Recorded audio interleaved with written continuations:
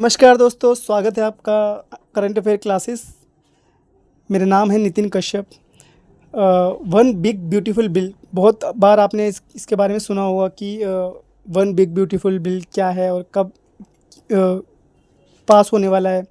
तो ये finally one big beautiful bill pass हो गया है अमेरिका गवर्नमेंट के अंदर। ये ह्यूज विक्ट्री है अमेरिकन गवर्नमेंट के लिए, क्योंकि काफ़ी टाइम से इसके लिए तैयारी चल रही थी और ये बिल पास होने के लिए आया हुआ था, बट ये पेंडिंग में चल रहा था।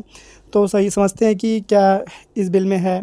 और जैसे इंडिया में होता है लोकसभा राज्यसभा, ऐसे ही अमेरिका में भी दो ग्रुप्स होते हैं, जैसे जिसे बोलते हैं senate and house of representatives.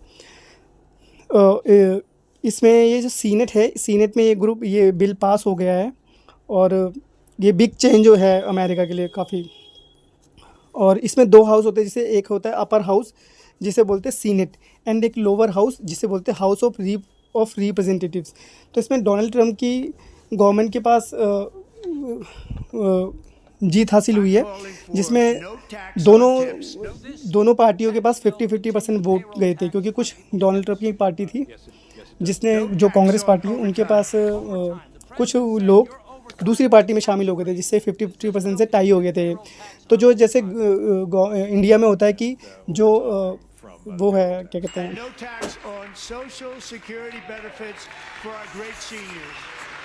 जैसे चीफ है, जो भी राज्यसभा के चीफ हैं, उनके पास, अध्यक्ष के पास वोटिंग का अधिकार होता है, वाइस प्रेसिडेंट के पास वोटिंग का अधिकार होता है।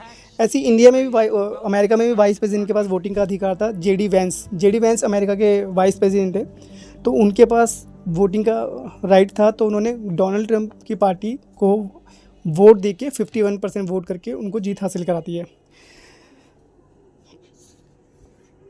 और 4 जुलाई को ये बिल पास हुआ। 4 जुलाई को आपको पता ही होगा इंडिपेंडेंस डे मनाया जाता है अमेरिका के लिए। तो ये अमेरिका के लिए बहुत ही बड़ी विक्ट्री है और बहुत ही ऐतिहासिक दिन के लिए माना, ये याद किया जाएगा। इसे ऐतिहासिक बिल माना जाता है इसको, क्योंकि इंडिपेंडेंस डे भी था अमेरिका के लिए।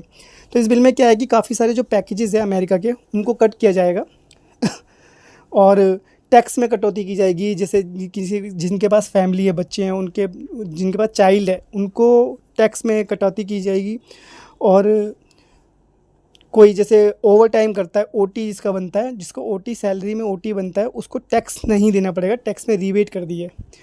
बट इसमें क्या है कि अमेरिका को काफ़ी लॉस होगा टैक्स का इसके लिए, तो अमेरिका पे डेट बढ़ेगा। तो इसी के लिए इलॉन मस्क ने इसका बहुत ही ज़्यादा विरोध किया है कि ये this is black bill. But इसी वजह से ट्रंप में और इलॉन मस्क में काफ़ी मतभेद भी हो गया था। तो इसी मतभेद के चलते उन्होंने बोल दिया था कि वो अपनी एक नई पार्टी बनाएंगे, और ट्रंप ने ट्वीट करके बोल दिया कि वो go back to the South Africa, Elon Musk, जहाँ, क्योंकि वो साउथ अफ्रीका से ही आते हैं। तो देखते हैं, इलॉन मस्क थर्ड पार्टी बनाते हैं ट्रंप को हराने के लिए। तो ये है big beautiful bill. Thank you.